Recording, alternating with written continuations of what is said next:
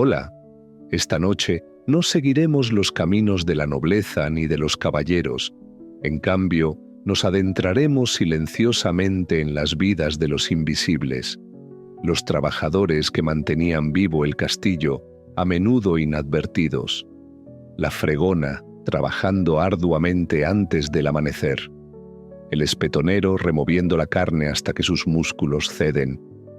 La lavandera con las manos entumecidas por el agua fría. El guardia nocturno paseando en silencio mientras otros sueñan. Este es su mundo. No uno de honor ni esplendor, sino de trabajo incesante, cuerpos cansados y silenciosa resiliencia. 10 vidas durante 10 días, todas bajo el mismo techo, pero cada una en una realidad diferente. Si este tipo de historia tranquila e íntima te ayuda a relajarte, no dudes en mostrar tu apoyo, solo si realmente te trae paz. Y comparte desde dónde nos escuchas y qué hora es. Siempre es alentador ver el alcance de estas historias. Así que, respiren hondo, dejen que el fuego crepite, apaguen las luces y comencemos. No con quienes gobernaron, sino con quienes sirvieron. Buenos días. Estás despierto. No porque hayas descansado bien, ni mucho menos. El frío suelo de piedra en el que dormiste te ha quitado el último resquicio de calor. Además, el cocinero te pisó 2 veces. Así es la mañana de la persona de menor rango en un castillo medieval. La fregona. No ganas nada, no te lavas y pasas prácticamente desapercibido a menos que alguien necesite limpieza o un chivo expiatorio. Duermes junto a la chimenea, no porque sea acogedor, sino porque hace un poco menos de frío que en otros lugares. Tu ropa de cama es un saco de arpillera relleno de paja vieja, que apesta a grasa quemada, madera húmeda y esperanza perdida. Tu única prenda, un camisón de lana gruesa, te sirve tanto de pijama como de uniforme de trabajo. Ha estado en plena ebullición quizás 1 o 2 veces este año, con suerte. Te levantas antes del amanecer, antes de los gallos, antes de que parezca que algo debería despertar. ¿Por qué? Porque todo lo que debe hacerse antes de que los nobles se despierten, fuego, agua, pan, limpieza, recae sobre ti. En teoría compartes estas tareas. En realidad, otros han dominado el arte de desaparecer cuando aparece el trabajo. Tú no. La chimenea está fría. El fuego se apagó durante la noche. Es un desastre. Una cocina sin fuego es como un caballero sin armadura, ineficaz y triste. Sales descalzo al patio, completamente oscuro, porque tus zapatos se rompieron la primavera pasada y los reutilizaste como protectores de corrientes de aire. Las losas son resbaladizas y afiladas. Recoges leña con los dedos congelados, demasiado entumecidos para notar las astillas. De vuelta dentro, te agachas junto a la chimenea y atraes la llama entre las ramas húmedas y la frustración. Cuando por fin se enciende, mantienes las manos sobre las llamas hasta que empiezan a parecer algo humano. Luego viene el agua. Aquí no hay tuberías. Solo estás tú. Cargas pesados cubos del pozo que se balancean y se desbordan sobre un yugo que cruzas sobre tus hombros. Múltiples viajes. Te duelen los brazos. La espalda protesta. Te tiemblan las rodillas. Y aún no es el desayuno. Para cuando los demás llegan poco a poco, estirándose, bostezando, rascándose, ya vas por 4ª vez. Nadie te agradece, nadie te reconoce. Eres un mueble andante. La cocinera irrumpe como una tormenta, ruidosa, acalorada y rápida. Ya está sudando y gritando, blandiendo su cuchara de madera como si fuera un arma. Grita sobre una olla de estofado crujiente. Esa es tu señal, de vuelta a fregar. Te frotas hasta que te crujen los nudillos, sin jabón, demasiado lujoso. Usas ceniza, arena y lejía. Cuando alguien se acuerda de preparar lejía, arde. Y la ceniza, con su textura áspera, arde. Tienes las manos en carne viva, en parte callosas, en parte por la quemadura química.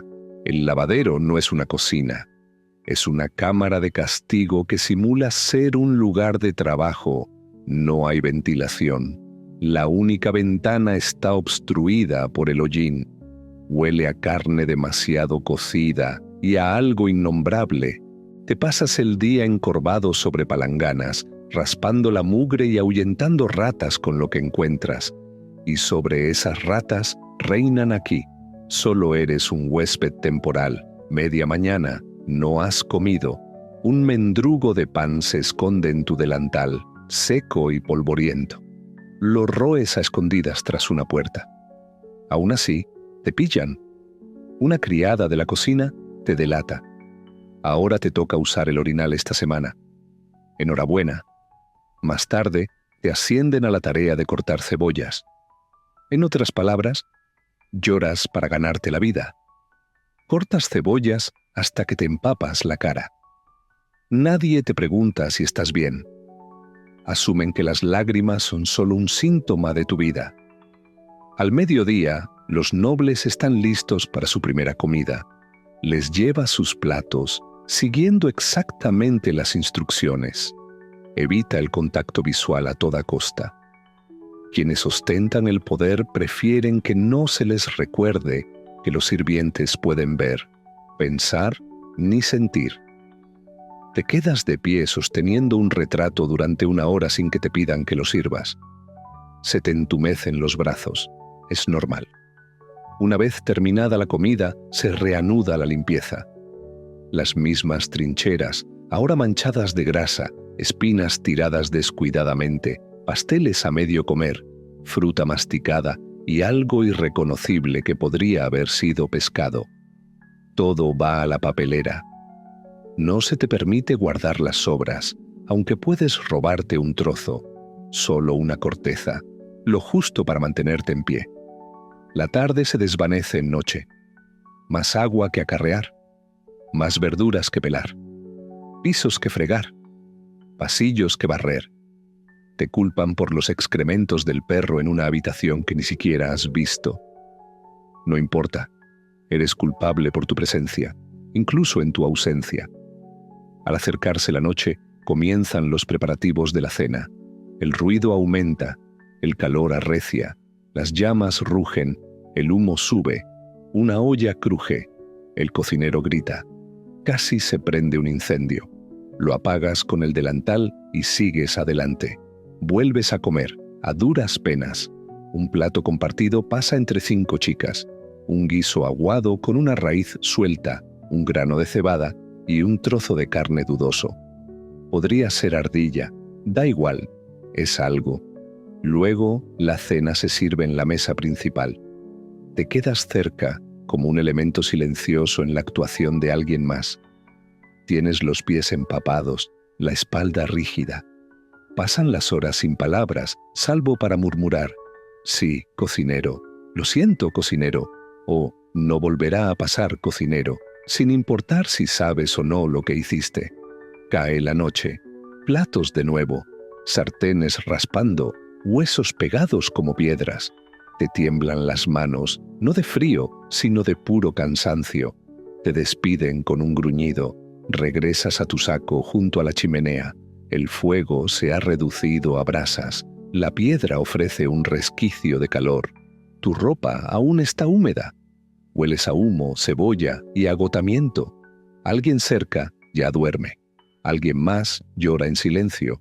No preguntas quién, no quieres saberlo. Te quedas ahí, sin dormir del todo, sin despertar del todo, pensando en el pasado. Esto no fue una elección. Nadie elige esta vida. Naciste en ella. Tu madre se inclinó sobre las cubas de leche hasta que se le rindió la espalda. Tu tía cogió fiebre lavando la ropa en el río. Ahora te toca a ti. Un sufrimiento heredado como una reliquia familiar. No hay ascenso. No hay ascenso. No hay romance ni escapatoria. No te convertirás en cocinero. No llamarás la atención del mayordomo. No aprenderás a bordar a la luz de las velas. Eso es fantasía. Envejeces. Tu cuerpo se debilita. Un día Eres demasiado lento. Alguien más joven y más barato te reemplaza. Así, aprendes los ritmos tácitos, los sutiles códigos de supervivencia. Nunca contradigas al cocinero. Comparte siempre el pan seco con los heridos. Evita al mayordomo. Si se acercan pasos, muévete rápido o te pisotearán. Los chismes fluyen, el único negocio entre los invisibles. Los rumores se arremolinan. ¿Quién se escapa con quién? ¿Quién está enamorado? ¿Quién se excedió y pagó por ello? Algunas historias parecen ciertas. Los eventos especiales significan caos. Más invitados, más trabajo, sin descanso. Los nobles festejan. Te quemas. Al final, no estás cansado, solo vacío. El invierno es lo peor. Trabajas con esfuerzo pese a la enfermedad. Cubres la misma camisa con trapos. A veces el agua se congela antes de llegar a la cocina. No paras. Si lo haces, alguien te reemplaza. Y te han enseñado que el sufrimiento silencioso es una virtud, sobre todo para chicas como tú. Antes tenías un nombre.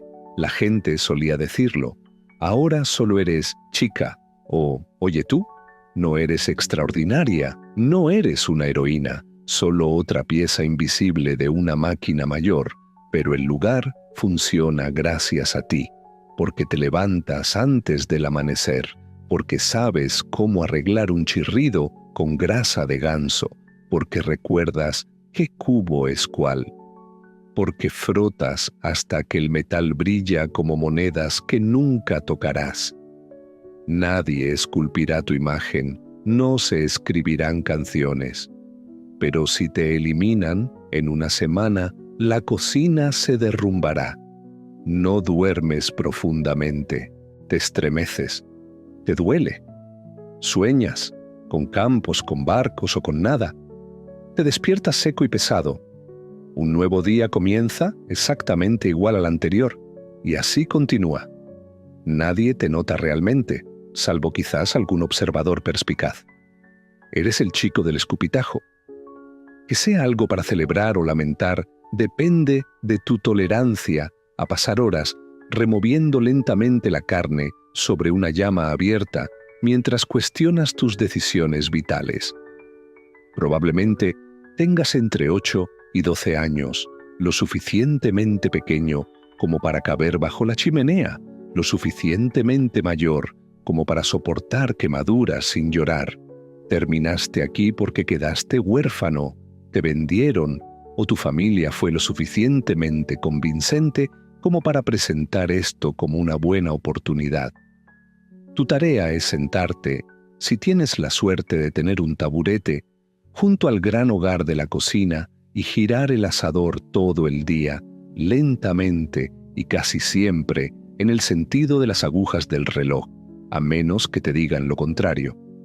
A veces te ordenan que pares o te regañan por girar demasiado rápido, demasiado lento o con poca nobleza.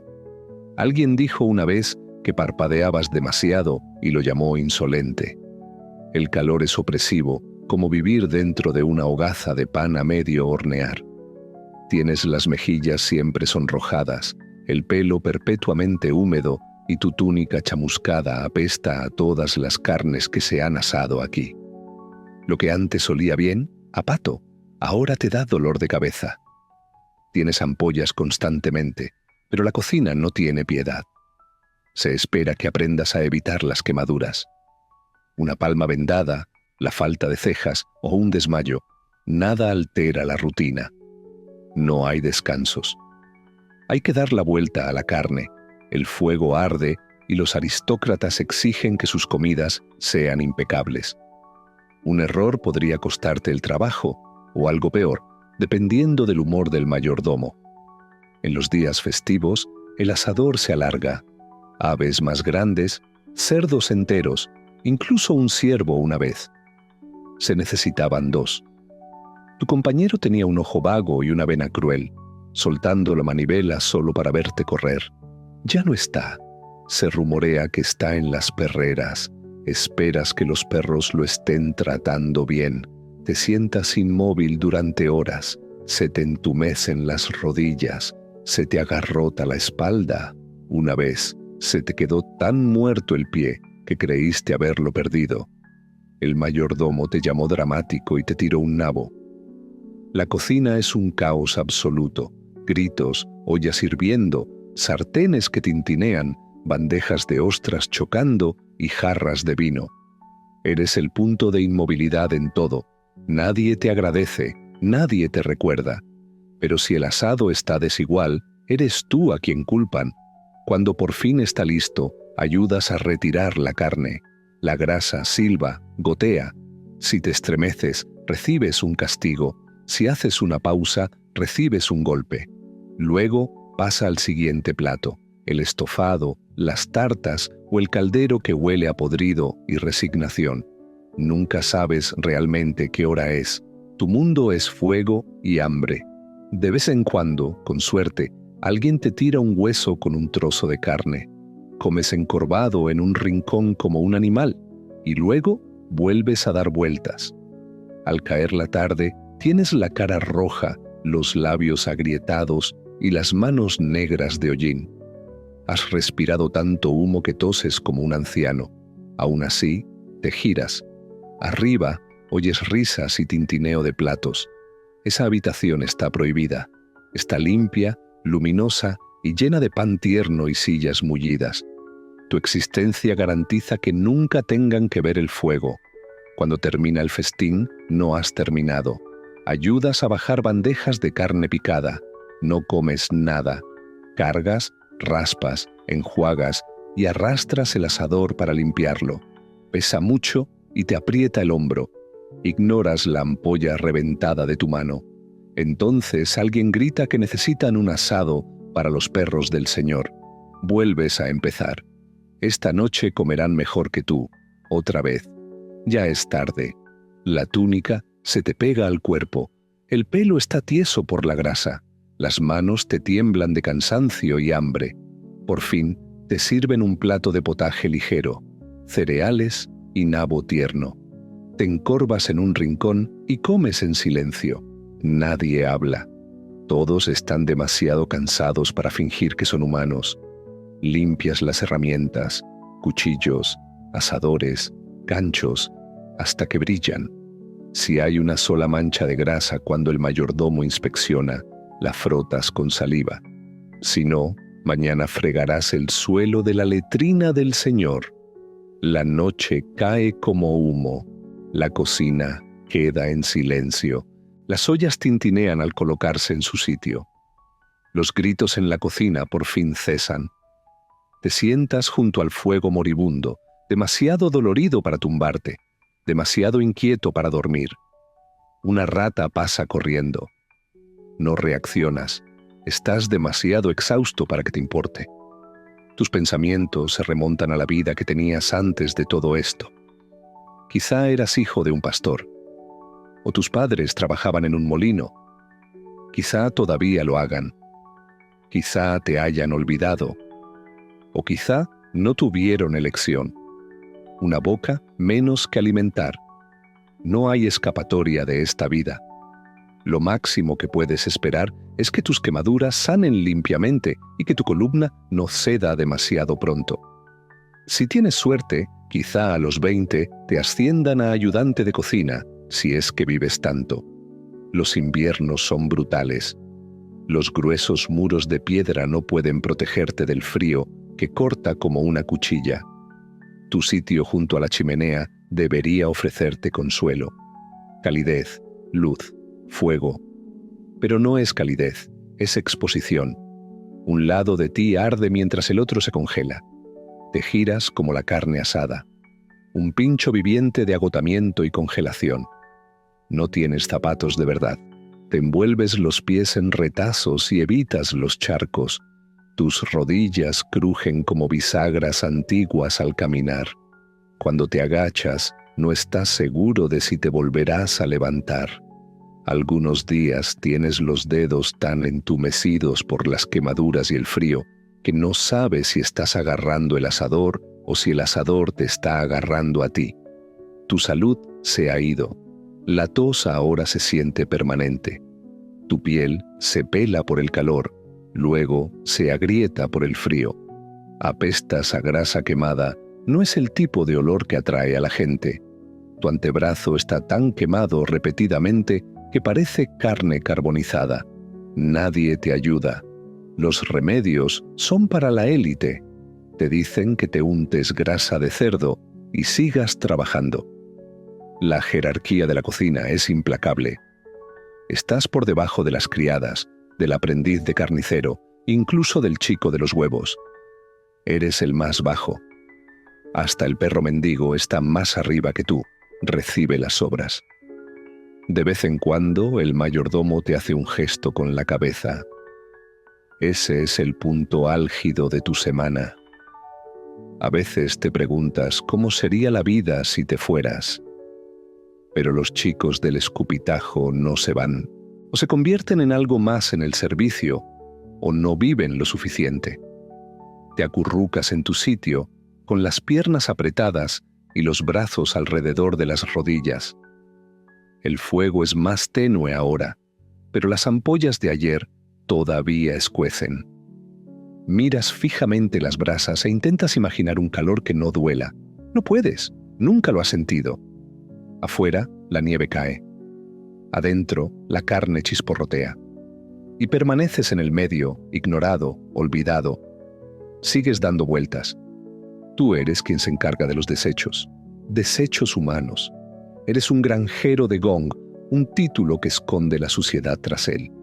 Si va a un orinal, lo sacas. Si cae en una letrina, lo recuperas. Existes en lo más bajo, raspando los desechos de la sociedad. Es un trabajo de verdad y paga mejor que muchos otros, pero solo porque nadie más lo hace.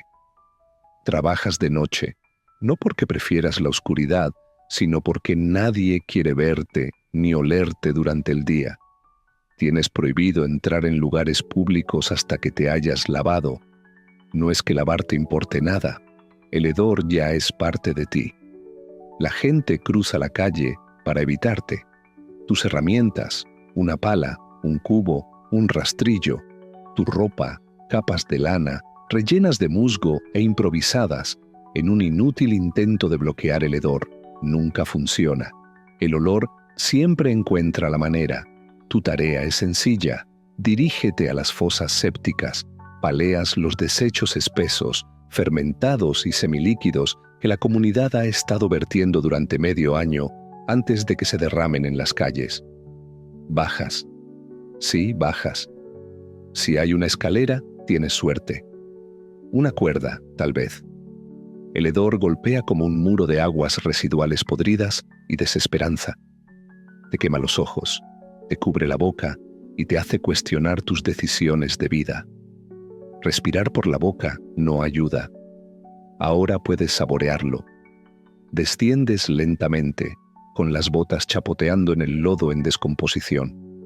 Algunas áreas están hasta los tobillos, otras hasta las rodillas, y algunas preferirías no imaginarlas. Rastrillas, el desastre. Los desechos más recientes son horribles, pero las capas antiguas, ahí es donde reside el horror. Aguanieve gris, costras negras, manchas pulsantes que parecen casi vivas. No te detienes en ello.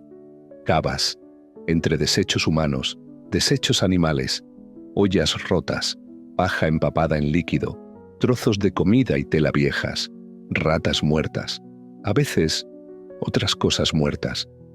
Una vez, un pollo. Aún no sabes cómo llegó ahí. Termina ahí abajo. Lo dejas reposar con cierta apariencia de respeto. De vez en cuando, si la suerte te acompaña, encuentras monedas dejadas por nobles apresurados, las guardas, te las has ganado. Una vez que tu cubo está lleno, lo subes y lo vacías en tu carro.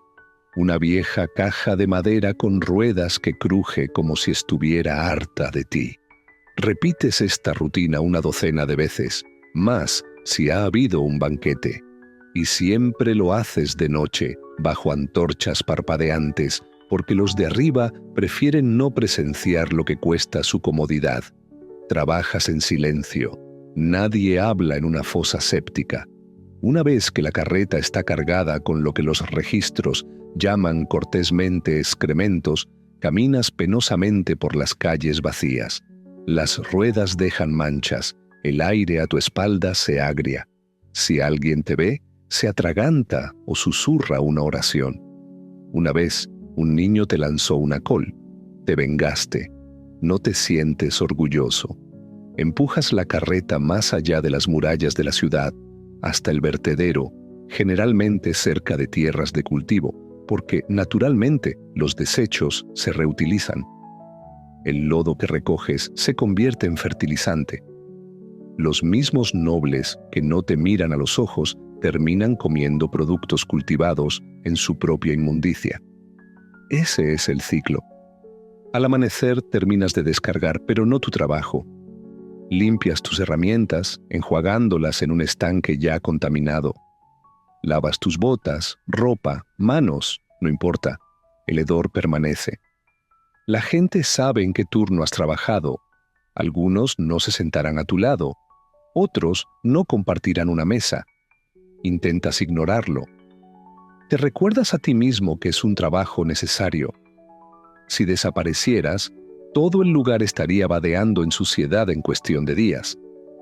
No eres un salvador, pero eres una barrera entre el orden y el caos. La mayoría de los días comes solo. Tu pan sabe a ceniza, no porque esté quemado, sino porque el aire en el que vives tiene ese sabor. Bebes cerveza, no agua, demasiado peligroso. Y francamente, hacer esto sobrio se siente cruel. El invierno es lo peor. No solo el frío, todo se congela. La mugre se congela. Se te entumecen los dedos. Tu aliento se nubla y lleva tus arrepentimientos. Tienes que abrirte paso a través de la corteza helada solo para alcanzar el calor asqueroso que hay debajo. Es el único calor que se siente como un castigo. El verano no es mejor. El calor lo quema todo. El hedor se eleva, las moscas pululan, aparecen avispas por razones que nunca sabrás. Sudas a través de tus botas. Lo has intentado todo para disimular el olor. Vinagre, hierbas, menta. Solo añade un toque floral a la podredumbre. La gente se ríe de ti. Huele a granjero de gong, es un insulto. Algunos piensan que eres tonto, no lo eres. Sabes cómo asegurar una escalera mientras levantas 18 kilos de porquería. Sabes qué lado es más seguro cuando llueve. Sabes que aceites para sopletes no explotan en una bolsa de gasolina. Eso es conocimiento práctico, ganado con esfuerzo. Y aquí está la verdad. Ganas más que la mayoría de los sirvientes. No lo suficiente para vivir bien, pero sí más que un ayudante de cocina o un aprendiz de panadero, porque nadie más quiere hacer lo que tú haces. Esa es tu carga y tu moneda de cambio. Al final de la noche, tu carrito vuelve a estar vacío. Lo arrastras a casa. Apoyas la pala contra la pared. Te desplomas sobre un tronco, no porque esté limpio, sino porque está ahí. A veces duermes a la intemperie cuando el olor es demasiado fuerte. Si tienes esposa, te obliga. Tus hijos dicen que hueles a repollo hervido y a pecado. No se equivocan.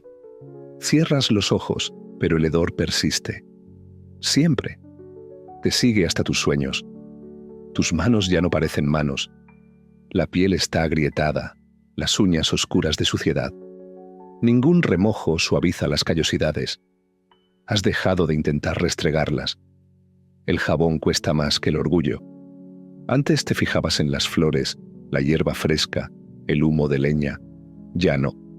Tu olfato está roto, no físicamente, sino en espíritu. Todo huele a podrido. Incluso las manzanas frescas te parecen podridas ahora. Has cambiado. A veces, los guardias hacen bromas. No te caigas, como si fuera algo nuevo. Finges reír. Una vez, uno te dio un empujón cerca del borde. No te reíste entonces. Rara vez sueñas con una vida diferente, pero cuando lo haces, es horneando o escribiendo. Entonces te despiertas, con las manos aún apestando por la noche anterior. Así que te mojas la cara, te alisas la túnica y regresas al pozo. ¿Te ha servido de algo esta conversación hasta ahora? Incluso en sueños, alguien debe llevar la carga. Al acercarse el amanecer y cantar los gallos, cargas el último cubo, raspas el último lodo y exhalas hacia el amanecer. El castillo pronto se despertará, inconsciente. Los aristócratas orinarán en cuencos ornamentados, ignorantes de lo que sigue. ¿Y tú? Te deslizarás de nuevo entre las sombras, dejando tu hedor. Ese es tu deber, ese es tu papel, esa es tu vida. Un gestor de residuos, el guardián oculto de la limpieza, desapercibido para todos excepto para las moscas. Llevas zapatos rígidos, con las puntas enroscadas y chirriantes, lo que te sitúa por encima de la mayoría del personal. No es lo ideal, ya que el silencio forma parte de tu trabajo. Eres el aprendiz de chambelán, lo que significa que estás sobrecargado con libros de contabilidad, listas de inventario y la ilusión de entender palabras como protocolo y responsabilidad. No eres de noble cuna, no lo imagines de otra manera, pero tienes acceso. Entras en habitaciones que otros solo friegan. Presencias cosas que la mayoría de los plebeyos no pueden nombrar. Traes pergaminos, registras cifras y mantienes la calma cuando la condesa chilla sobre mantelería con olor a cabra. Tu día comienza antes de que los señores despierten. Te levantas en la sala de servicio, cerca del buen hogar, no el que se usa para hervir alimañas o calentar orinales. Te lavas la cara, te arreglas el pelo con los dedos y te cepillas la túnica. La apariencia importa. La primera tarea son las velas. Caminar por los pasillos, cambiando los cabos por cirios de sebo baratos. La cera de abeja se reserva para la capilla y el salón principal. Al pasar de una habitación a otra, observas. Esa es tu segunda tarea, darte cuenta. Si la sal está baja, lo anotas. Si el vino está 2 medidas por debajo, lo compruebas. Si el orinal de un invitado está lleno, lo asignas hacia abajo. Tradición. El chambelán ya está despierto. Parece que nunca duerme. Es un hombre estrecho, de nariz afilada y criterios aún más afilados, que huele a tinta y lavanda seca. Lleva la túnica impecable y de alguna manera detecta los errores antes de que ocurran. Habla en listas, rollos de tela, barriles de aceite, frailes visitantes con dietas problemáticas. Asientes, lo anotas todo y rezas para no derramar tinta. Otra vez. La última vez, pasaste una noche recopiando el libro de cuentas de un mes a la luz de las velas, con el mayordomo masticando arenque en escabeche a centímetros de tu oreja. Eres en parte escriba, en parte corredor, en parte chivo expiatorio. Si desaparecen las sábanas, es tu culpa. Si la leña está húmeda, es tu culpa. Si el perro de caza ensucia la escalera de invitados, sigues siendo tú. La media mañana es para las inspecciones. Sigues al chambelán como una sombra muda, garabateando mientras golpea paredes, levanta sábanas, cata vinos y huele juncos. Registras, guardas silencio.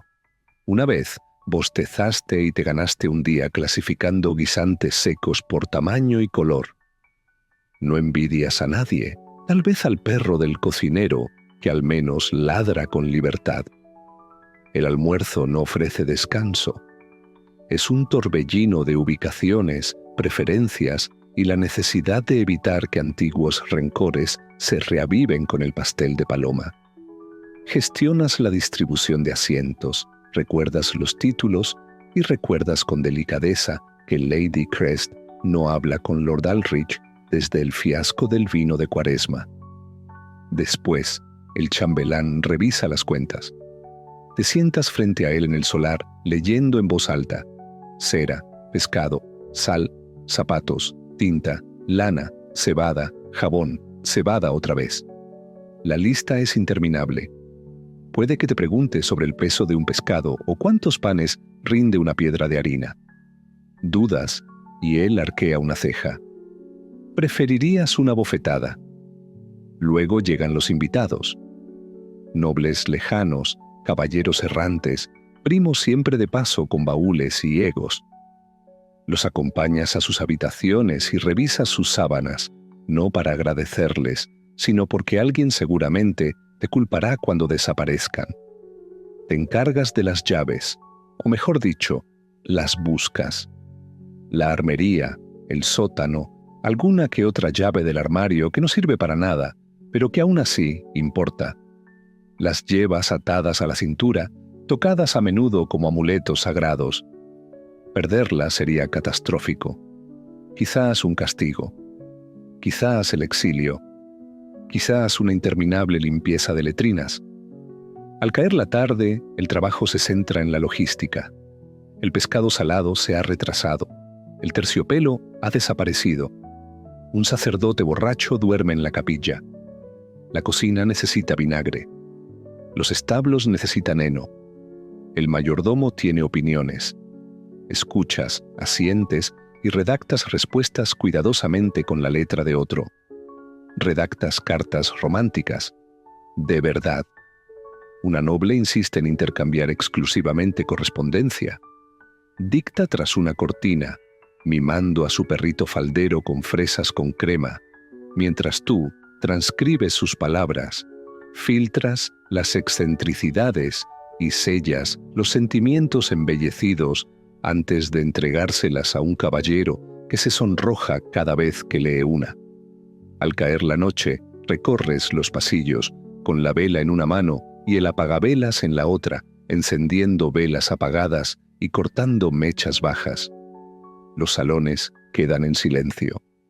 Los nobles beben. Los sirvientes exhalan. Existes entre ellos. No perteneces a ninguno. Eres esencial para ambos. Inspeccionas las habitaciones de invitados una vez más. Ajustas los juncos. Alineas las cortinas. Te aseguras de que nadie haya fallecido, derramado nada o desaparecido sin previo aviso. Te palpitan los pies, te late la cabeza y tienes los dedos marcados con cera y tinta. No has comido desde la mañana y no lo harás hasta que tu superior termine de cenar, suponiendo que se acuerde. A veces no. Esperas fuera de su habitación mientras cuenta viejas historias a un paje somnoliento que sueña con la gloria. Con la barbilla apoyada en la palma de la mano, el estómago vacío, dormitas. Finalmente, la puerta se abre. Te despiden con un movimiento rápido. Haces una reverencia, susurras gracias y te retiras a las habitaciones de los sirvientes. Tu litera es estrecha. El fuego se ha apagado. Tu manta ha desaparecido. Te la han robado de nuevo. Te recuestas medio vestida, con la vista fija en el techo, preguntándote si el poder siempre huele así, a sebo, tinta, sudor y lavanda. Una vez imaginaste que estar cerca de la nobleza sería emocionante, un vistazo a cómo funciona la influencia. Has oído los secretos, principalmente sobre dolencias físicas, pasteles extraviados y pequeñas quejas. El poder, resulta, es solo más regulaciones y más formas de errar. Te dicen que estás aprendiendo disciplina. Lo que realmente estás aprendiendo es a ser invisible y esencial. Siempre necesario, rara vez reconocido. Has dominado el silencio, te has vuelto presente, pero olvidable. Hay murmullos de progreso. Tal vez algún día ayudes al mayordomo o supervises los libros de contabilidad. Lo más probable es que continúes así hasta que te falle la espalda o te falle la vista bajo la luz de las velas. No te espera la jubilación, solo un declive gradual. Aún así, persistes, porque tu trabajo lo mantiene todo unido. Sin ti, el orden se desmorona. Llevas la cuenta, rastreas los suministros, previenes el colapso. Y si te detuvieras, alguien lo notaría. Te quedas dormido contando barriles, soñando con inventarios. La primera campana te despierta en la oscuridad. Te levantas con las piernas doloridas y te ajustas los zapatos gastados. Es hora de encender las velas una vez más. Los demás sirvientes apenas te toleran. Ya no encajas entre ellos. Hablas diferente, vistes más limpio.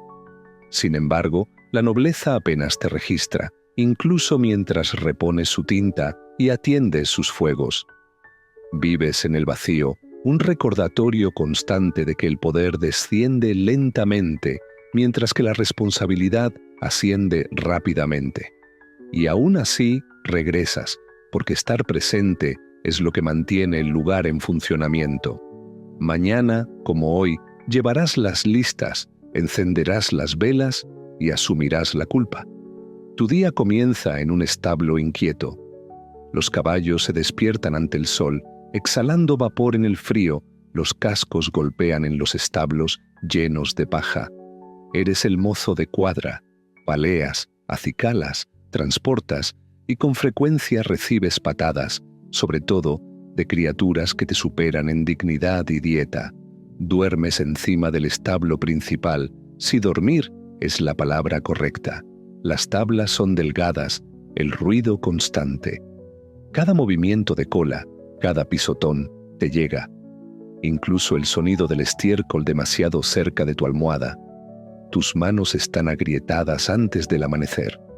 Arrastras las mismas botas endurecidas, la misma túnica rancia, y bajas la escalera. El frío te recibe como una bofetada. Uno a uno, limpias los establos. Paleas, tiras, repites. No es ni glamuroso ni agradable, pero debe hacerse antes de que aparezca el jefe de caballos, o te ganarás una cara magullada y una lección de obediencia. Trabajas rápido, pero no demasiado rápido. Los movimientos repentinos sobresaltan a los animales. Y un caballo asustado es más peligroso que cualquier noble. Muerden, se encabritan, aplastan. Ya te rompiste 2 dedos y una vez recibiste un casco en las costillas, tosiendo sangre durante días. Aún así, los amas. Los animales no mienten, ni gritan, ni son condescendientes. El establo apesta a heno, sudor, estiércol y caballo. Un olor peor y mejor que cualquier cosa dentro de los muros de piedra. Has dejado de notarlo. Ahora sabes la diferencia entre el olor de un semental fuerte y el de uno enfermo. ¿Te ha sido útil esta conversación hasta ahora? Cuando un caballo se inquieta solo por el ritmo de su respiración, a menudo tienen más sentido que las personas. Después de vaciar los establos, sacas el alimento. Pesados sacos de avena y fardos de heno del desván. Los bajas con cuidado, recordando el invierno pasado, cuando te lastimaste la espalda y casi te desmayas. El capataz te acusó de fingir y te lanzó una brida a la cabeza. Alimentarlos requiere paciencia y precaución.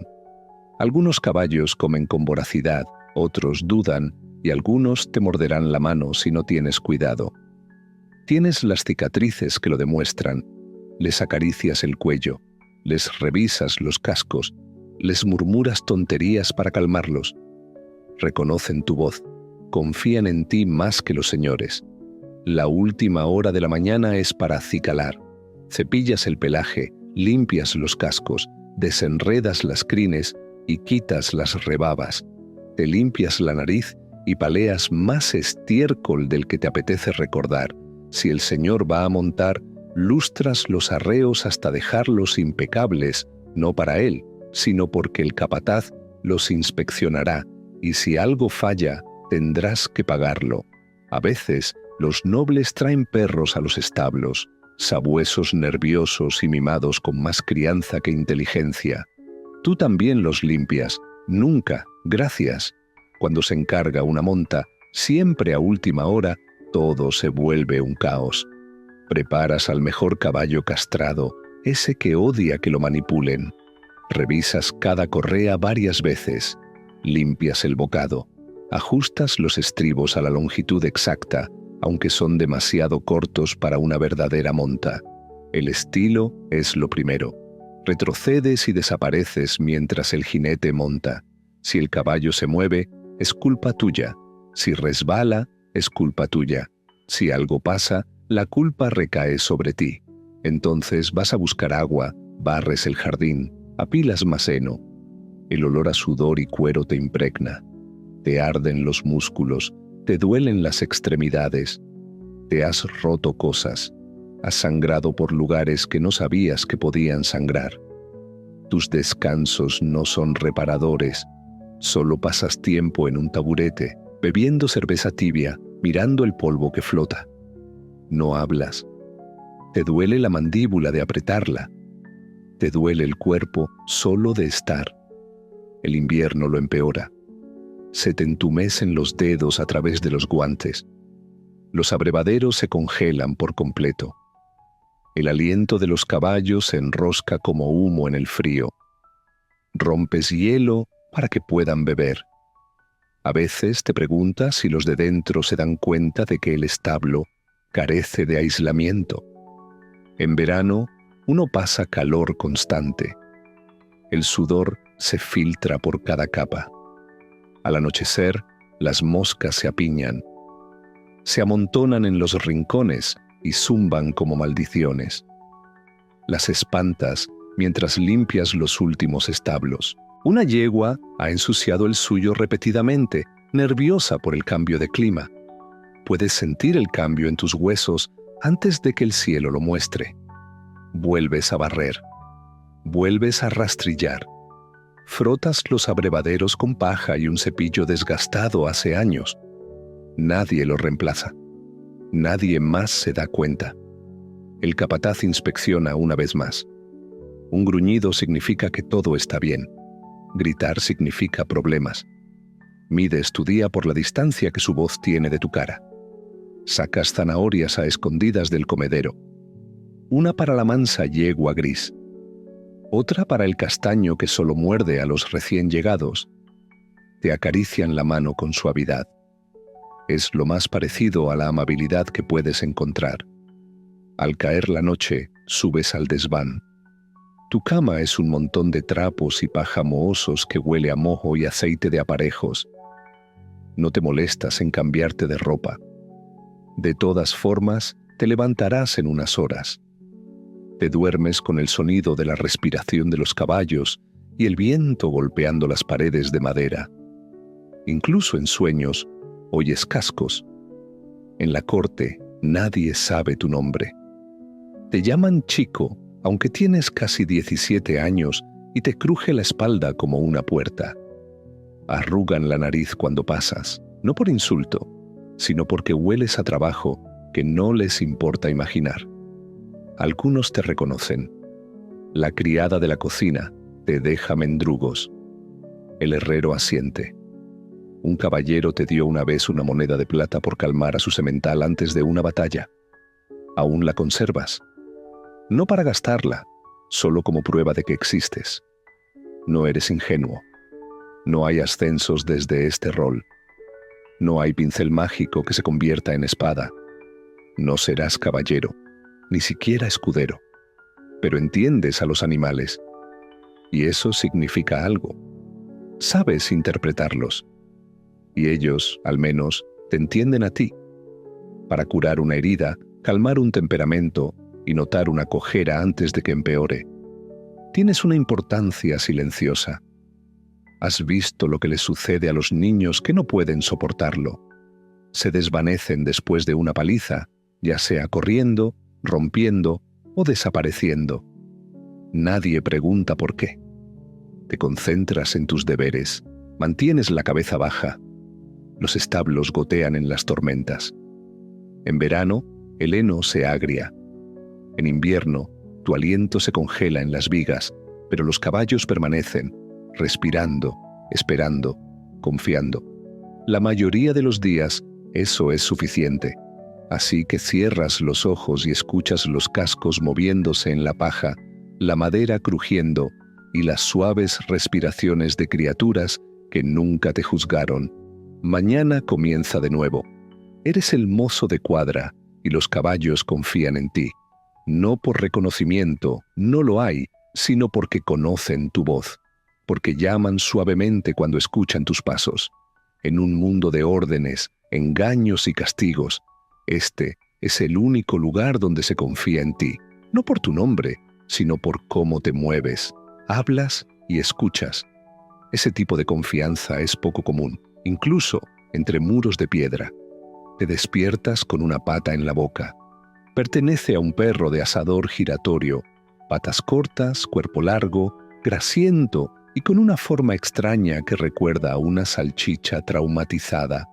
Está despatarrado en tu cama de paja, roncando, con el pelaje manchado de mugre de cocina y tal vez grasa de pato.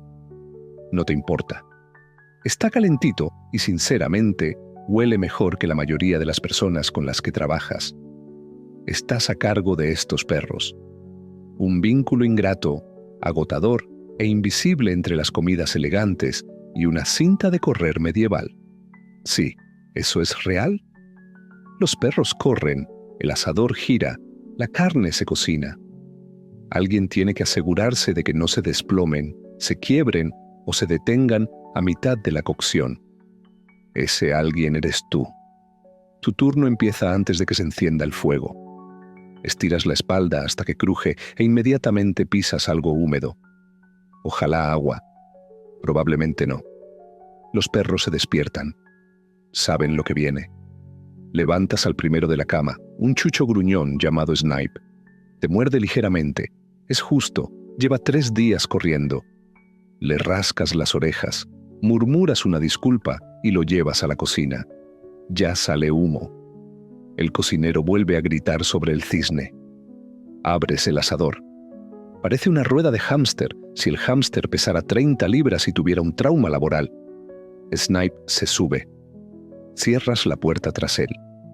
Empieza a caminar. El asador se mueve. El asado podría empezar a girar. Observas. Caminas de un lado a otro. Suplicas. Negocias. El truco está en mantenerlos en movimiento, pero sin forzarlos demasiado. Si disminuyen la velocidad, la carne se cocina de forma desigual. El cocinero lanza cosas, calientes, afiladas o simplemente cargadas de emoción. Si se detienen, el asador se tambalea, la carne se cae y te dicen que has arruinado la Navidad. Es mayo. Su influencia se extendió más allá de los mapas.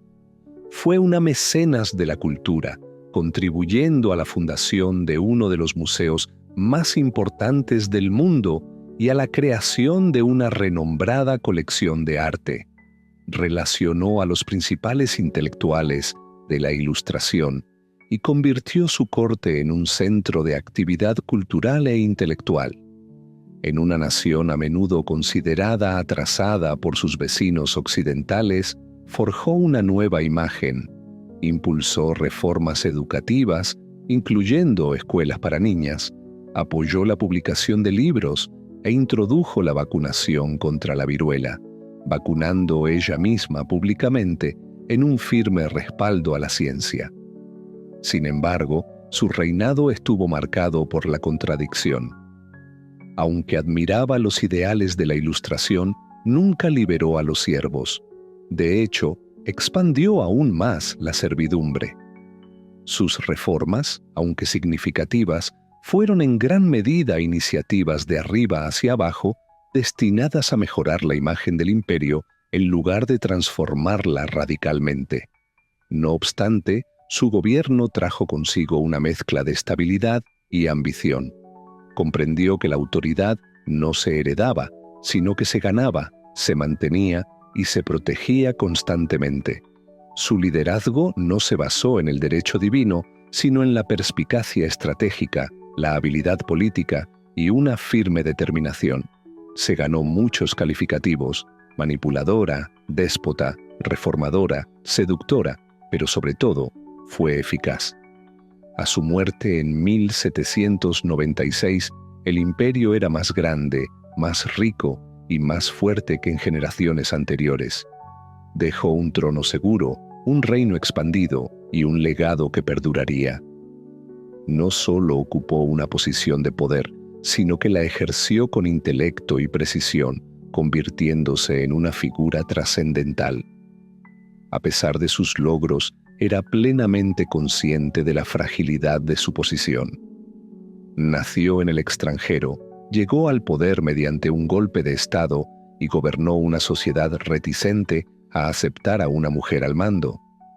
Sin embargo, no solo sobrevivió, sino que sobresalió.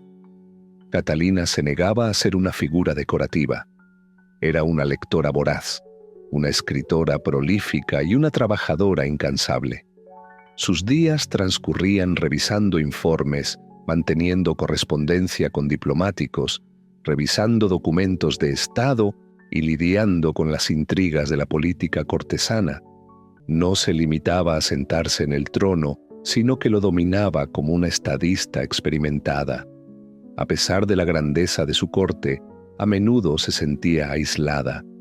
Rodeada de consejeros, amantes y artistas, aún confiaba en sus escritos que la confianza era escasa. Su relación con su hijo Pablo era tensa, pues temía que él pudiera deshacer sus logros. Su vínculo emocional más profundo, con Gregorio Potemkin, evolucionó hacia una amistad duradera, pero su muerte dejó un dolor perdurable. Configuró su imagen pública con precisión, presentándose como una figura maternal, gobernante ilustrada, guerrera, soberana y mecenas de las artes. Pero bajo esos roles se escondía alguien que había soportado el rechazo, el escándalo y la rebelión, y que había seguido adelante. Al morir, dejó un imperio transformado y preguntas persistentes. ¿Podría haber abolido la servidumbre? ¿Acaso la política diluyó sus ideales? ¿Fue más reformista o más gobernante? La historia la coronó con un título que nunca reivindicó: la Grande. No por su perfección, bondad o justicia, sino por tomar y dominar el poder en sus propios términos en una época que negaba a las mujeres tal autoridad. No solo portó la corona, sino que redefinió el significado de ganársela. Se escuchan susurros desde la antigua ciudad maya de Palenque, donde enormes templos de piedra caliza perforan el dosel selvático, cuyas superficies erosionadas aún guardan historias no contadas. En 1994, uno de esos secretos salió a la luz. La arqueóloga mexicana Fanny López Jiménez y su equipo examinaban la modesta pirámide del trono adyacente al famoso Templo de las Inscripciones, lugar de descanso final del poderoso rey Pacal el Grande, cuando avistaron algo inusual. Una cámara oculta y sellada yacía intacta bajo la estructura, sin que los saqueadores hubieran tocado su contenido. Al abrirse paso y descender a la oscuridad, descubrieron un silencioso sarcófago de piedra, consagrado en siglos de aire quieto. Al levantar la tapa, una nube de brillante polvo rojo, cinabrio en polvo, se elevó, cubriendo el interior. Allí, entre el sulfuro de mercurio tóxico, yacía el esqueleto de una mujer, cuidadosamente enterrado. Aunque sus frágiles huesos no presentaban inscripciones, su máscara de jade y las ofrendas que la rodeaban, delicados collares, diademas y orejeras de jade y concha, evocaban la realeza. Conocida como la Reina Roja, resultó ser uno de los entierros femeninos más ricos desenterrados en Mesoamérica. Sin embargo, su identidad seguía siendo un misterio. Reina, sacerdotisa o quizás consorte de Pacal. La datación por radiocarbono la situó alrededor del siglo VII, la Edad de Oro de Palenque. A diferencia de la mayoría de las tumbas mayas, la suya había sido ocultada y sellada deliberadamente, lo que sugería un propósito ritual y espiritual más que una mera ceremonia. La gruesa capa de cinabrio, adherida como sangre seca a la piedra, los huesos y las ofrendas, era más que una simple decoración. Para los mayas, Su intenso tono representaba la sangre, el renacimiento y la fuerza vital que unía el mundo mortal con el divino. Se creía que aplicar cinabrio a los muertos facilitaba su transición al más allá, transformándolos para la deificación en lugar de preservarlos indefinidamente. Sin embargo, la potencia del cinabrio conllevaba peligro. La exposición repetida causa envenenamiento por mercurio, temblores, alucinaciones e incluso la muerte. Aunque los mayas desconocían su toxicidad química, veneraban su poder, reservándolo para los entierros más exaltados. Sorprendentemente, el propio Pacal también estaba adornado con cinabrio, lo que insinuaba una conexión de igual estatura divina entre el rey y la reina roja. Su cráneo descansaba sobre piel de jaguar, otro símbolo poderoso, mientras agujas de hueso, hojas de obsidiana y diminutas figurillas de jade yacían esparcidas a su alrededor, reliquias de rituales realizados en vida o muerte. A sus costados había pesados collares de jade, cuyo verde pulido aún vibraba tras siglos bajo tierra. El jade simbolizaba la vida eterna, la vitalidad del maíz y el aliento de los dioses, y solo la élite tenía derecho a tal lujo. La máscara de mosaico de jade que cubría su rostro, a diferencia de las máscaras mortuorias de oro de Egipto, estaba hecha de cientos de diminutas piezas talladas a la medida de los contornos de su cráneo, lo que servía para proteger su alma, preservar su identidad y presentarla ante los dioses como divina, en absoluto silencio, roto solo por el brillo del jade, la concha y la obsidiana. La tumba de la Reina Roja sigue siendo una historia sin palabras, un testimonio de poder envuelto en ritual, color y misterio perdurable. Había agujas de hueso, cuchillas de obsidiana y artefactos de concha, objetos que pudieron haber servido como herramientas rituales o como indicadores de su condición de sacerdotisa, curandera o matriarca. Un alfiler de hueso mostraba grabados tenues, pero deliberados, un sutil eco de su presencia a través del tiempo. A su alrededor, recipientes de cerámica permanecían sellados, probablemente conteniendo ofrendas, quizás comida, bebida o incienso, para ayudar a su espíritu en su viaje más allá de la muerte. Los mayas veían el más allá como un viaje peligroso y complejo, lleno de pruebas. Estos objetos no eran ornamentales, sino esenciales. La tumba en sí misma se percibe deliberada y personal, sin extravagancias, pero con una profunda intención espiritual. Sin oro ni vehículos de estatus, solo objetos seleccionados a propósito que conforman un mapa espiritual. A través de estos artefactos emerge su comprensión de la muerte, no como un fin, sino como una transferencia de poder. No fue sepultada para ser olvidada, se la estaba preparando para la transformación. A pesar de la majestuosidad del entierro, persiste una ausencia, su nombre. Ninguna inscripción marcaba el sarcófago ni las paredes. Era claramente importante, pero ¿quién era? Los estudiosos comenzaron a reconstruir las pistas desde el momento en que se abrió la tumba. La teoría más convincente la identifica como una mujer de la realeza, esposa de un poderoso gobernante conocido por su enorme influencia.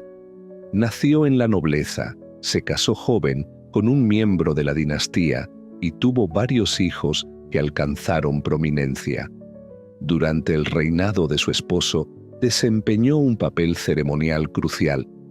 Tales honores en su muerte le correspondían. La proximidad de la tumba a la suya, ubicada a pocos pasos, sugiere una asociación deliberada, compañeros en la vida y en la muerte. Una característica sorprendente los vincula aún más. Ambos entierros estaban envueltos en una densa capa de cinabrio, una rareza. Es improbable que esta conexión sea accidental. Sin embargo, el misterio se profundiza.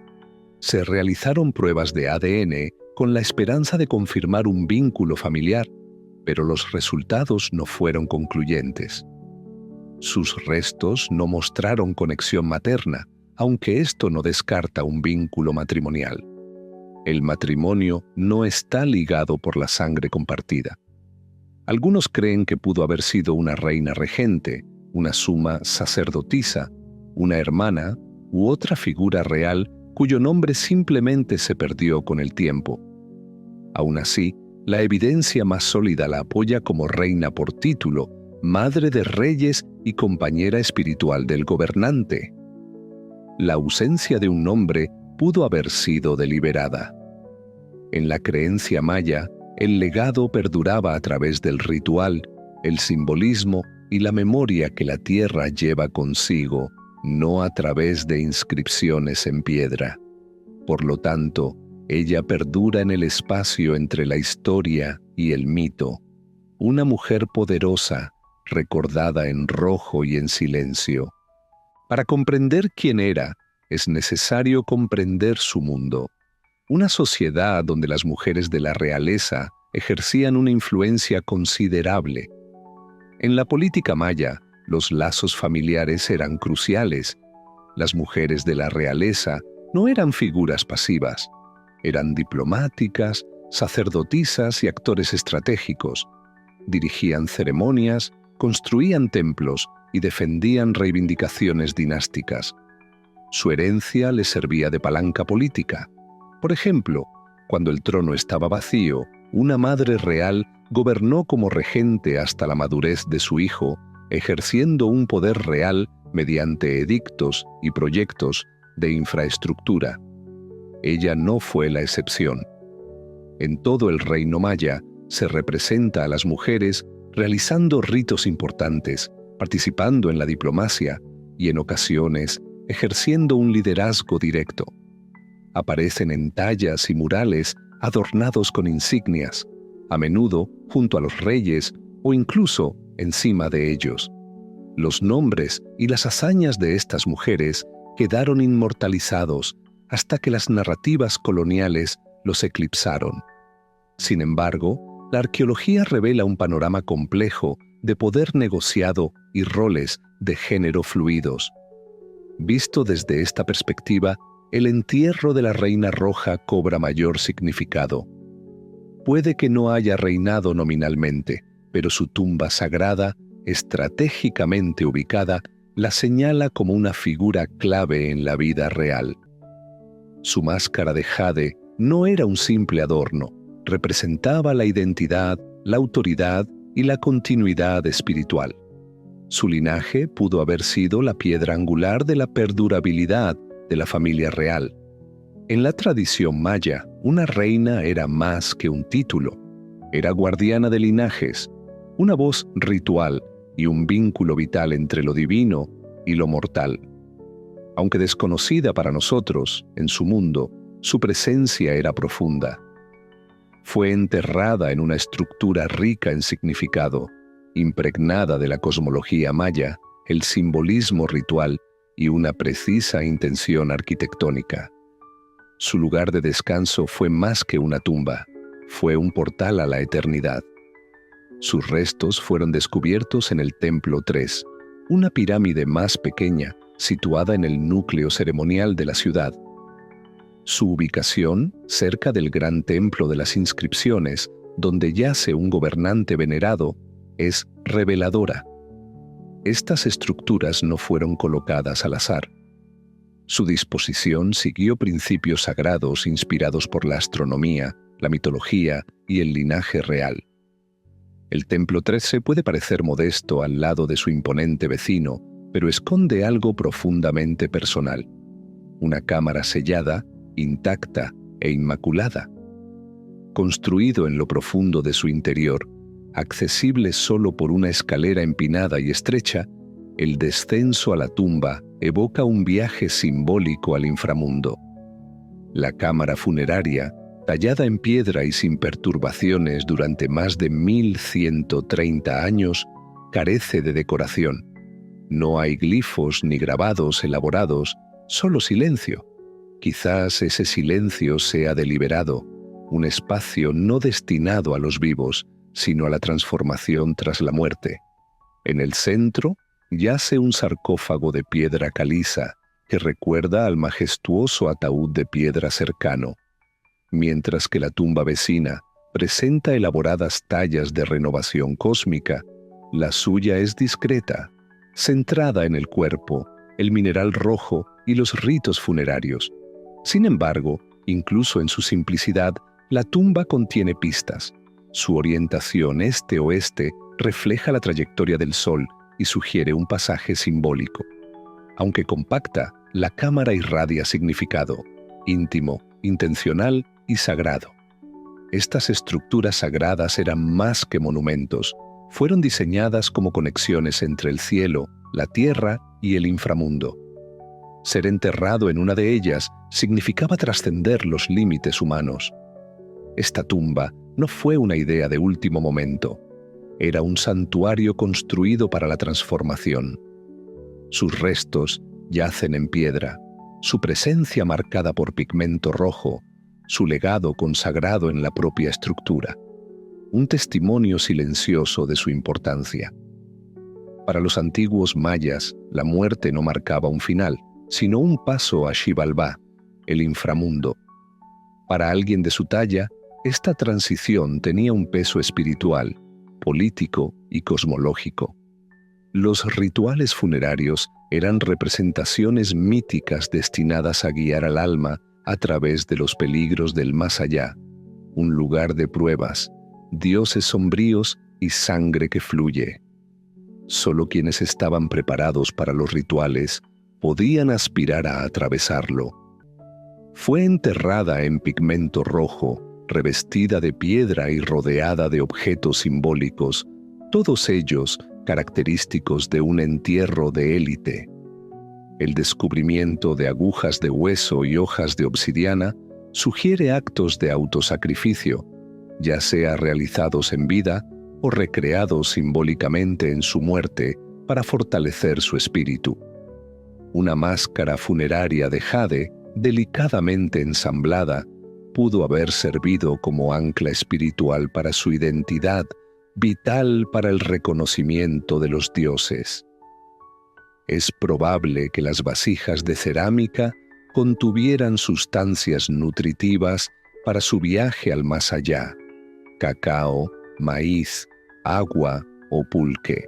Artículos como espinas de raya o trompetas de concha podrían haber funcionado como instrumentos sagrados, mensajeros divinos o símbolos rituales. Esto no fue una despedida, sino una metamorfosis. Los mayas veían la muerte como la siembra de una semilla, el entierro como cultivo y el más allá como renovación. La realeza era vista como la encarnación terrenal de deidades que, al morir, regresaban a sus orígenes divinos.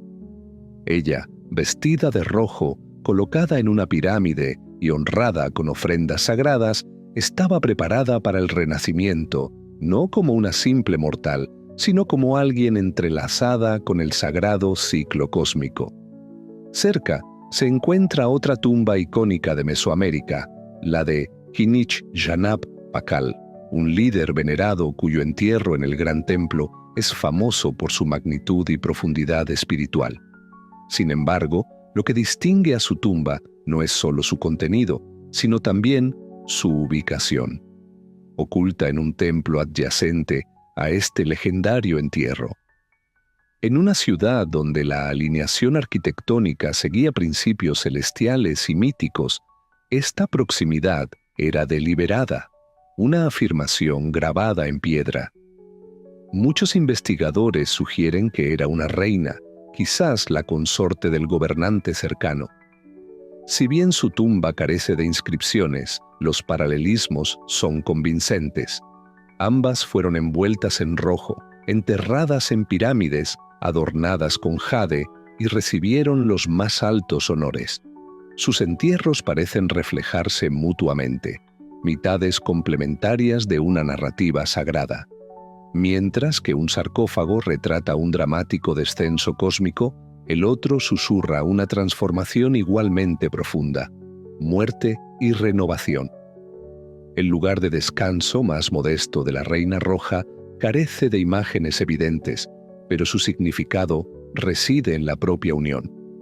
Sipal simbolizaba al sol descendiendo al inframundo por la noche y ascendiendo de nuevo.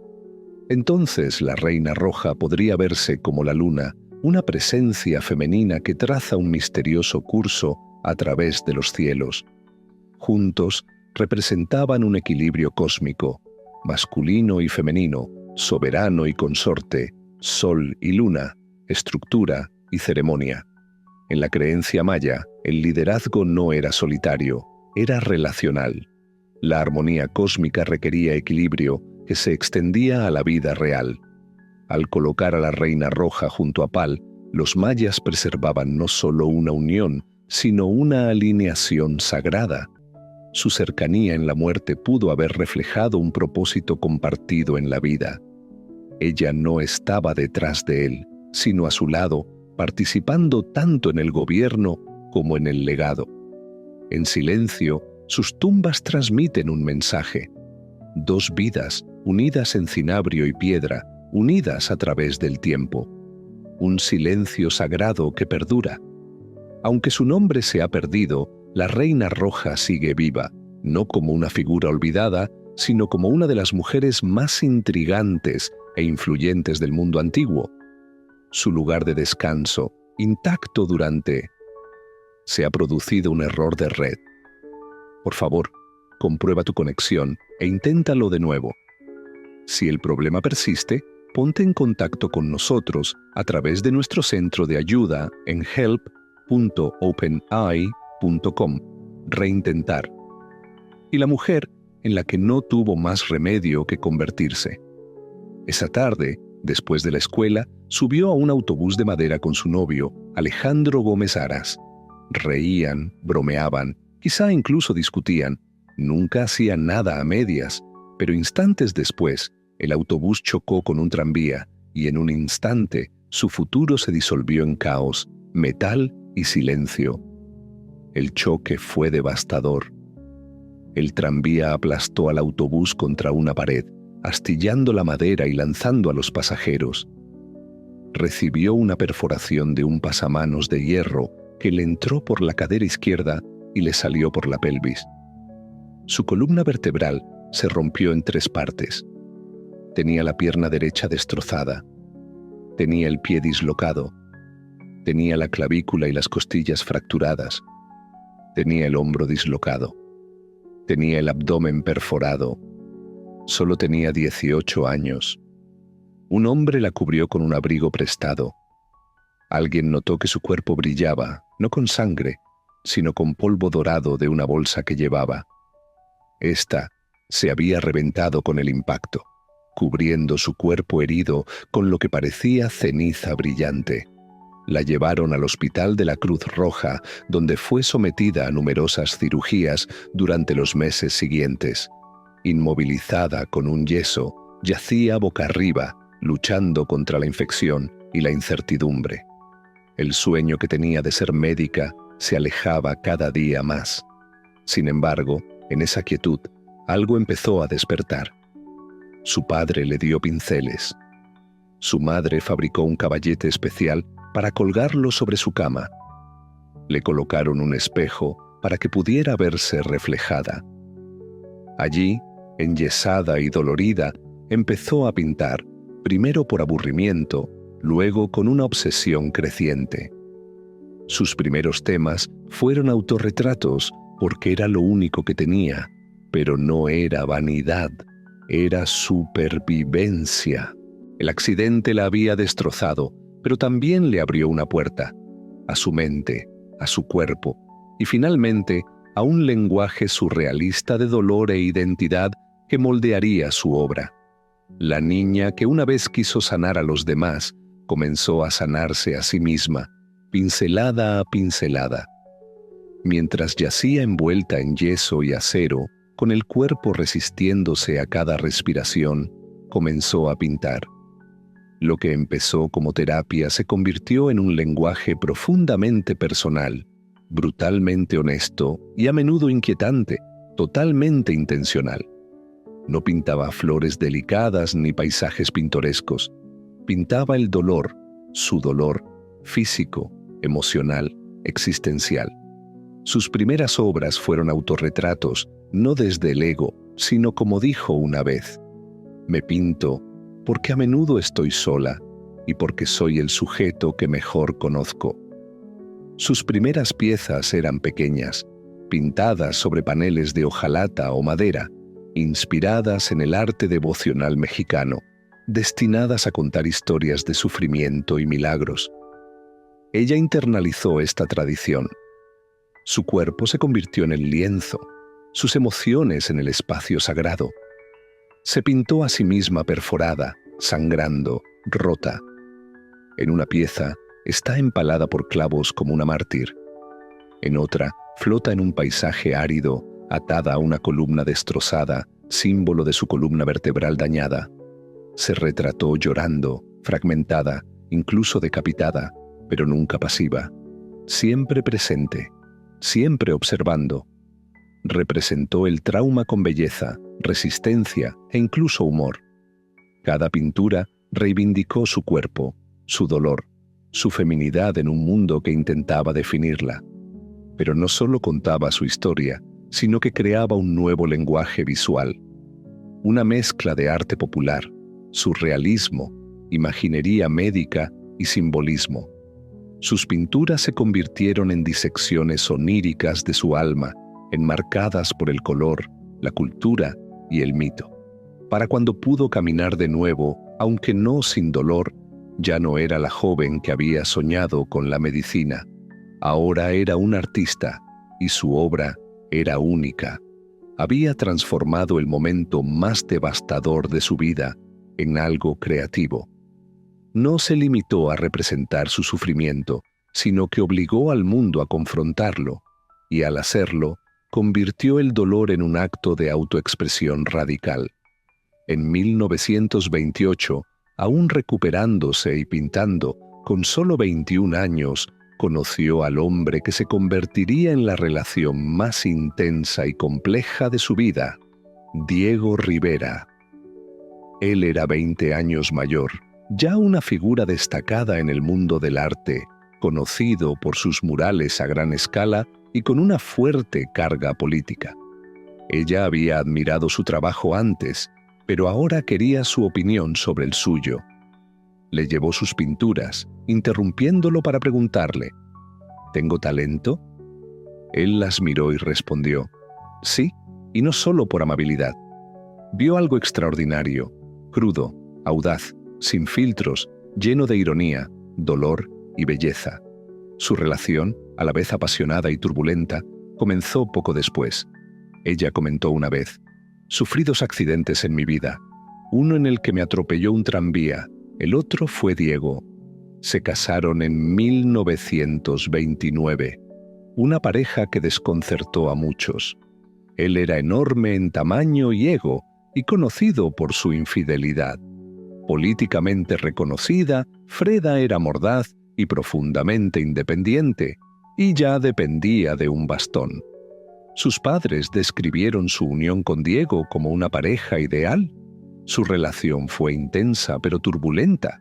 Diego alentó sus inquietudes artísticas y alimentó su desarrollo como pintora, pero sus infidelidades, incluyendo un romance con la hermana de Freda, Cristina, la lastimaron profundamente. En respuesta, Freda buscó sus propias relaciones, tanto con hombres como con mujeres, con rumores de conexiones con León Trotsky y Georgia O'Keeffe. La pareja se divorció en 1939 y se volvió a casar un año después bajo nuevas condiciones. Freda conservó su independencia, su residencia, sus finanzas y su apellido. Su renovada relación se centró menos en el amor romántico y más en la colaboración creativa y el respeto mutuo.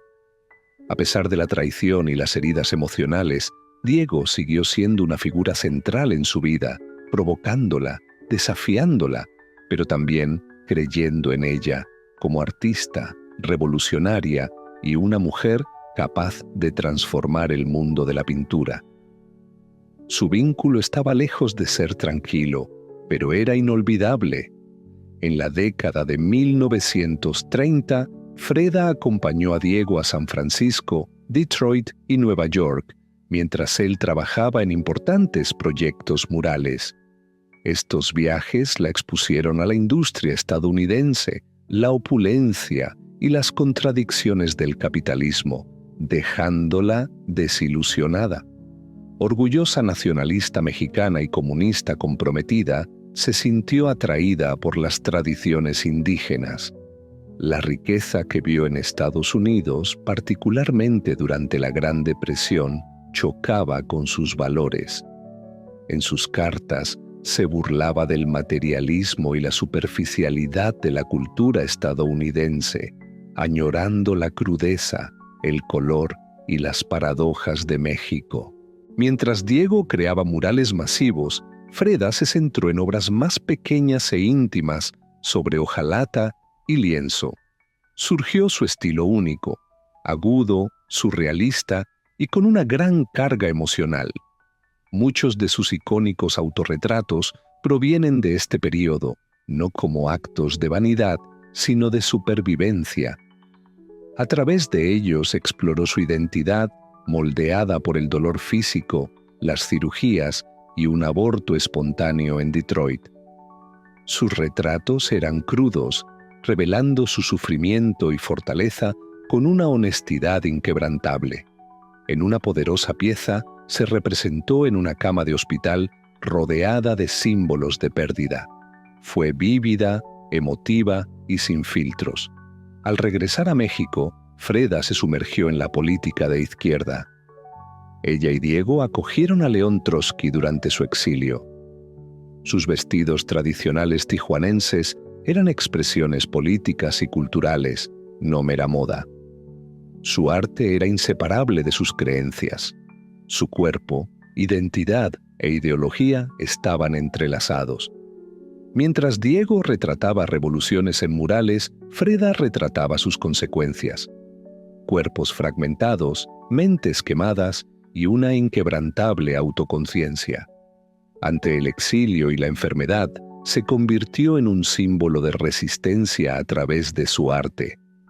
A finales de la década de 1930, Freda ya no era solo la compañera de Diego, se había convertido en una figura influyente. Su hogar en Coyoacán, Casa Azul, reflejaba su espíritu. Vibrantes paredes de cobalto, figuras aztecas y animales en libertad. El espacio era una fusión de tradición y rebeldía.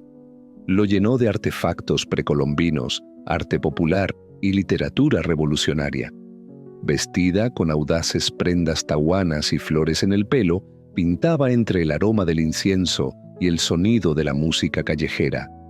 Su creatividad floreció.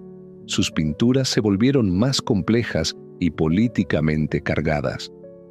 En una sola pieza, retrató dos versiones de sí misma, una europea, sangrando, y una indígena, fuerte, expresando su identidad dividida y su historia personal.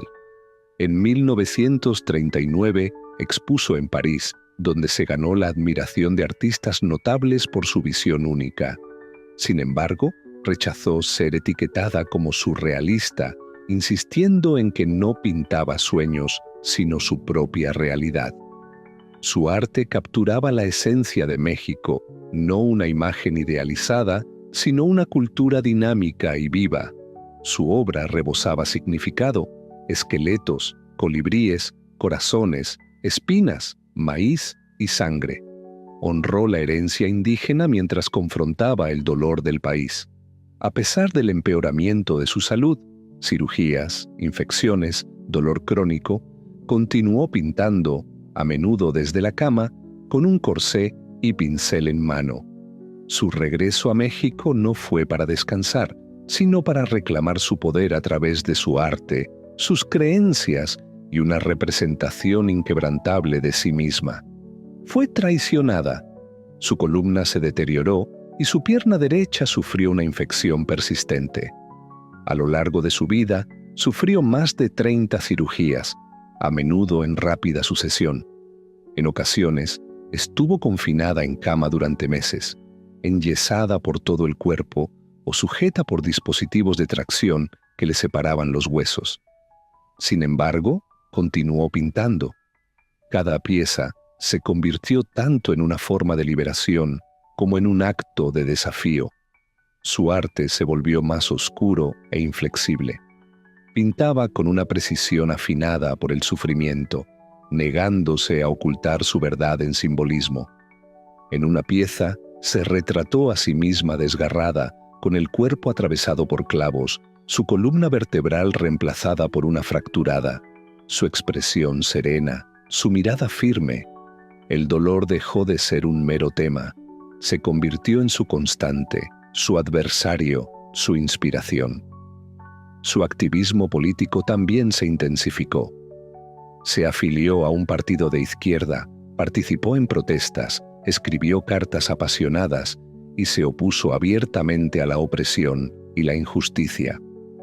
Cuando su condición física le impedía caminar, seguía asistiendo a manifestaciones en silla de ruedas, con pancartas y gritando con convicción.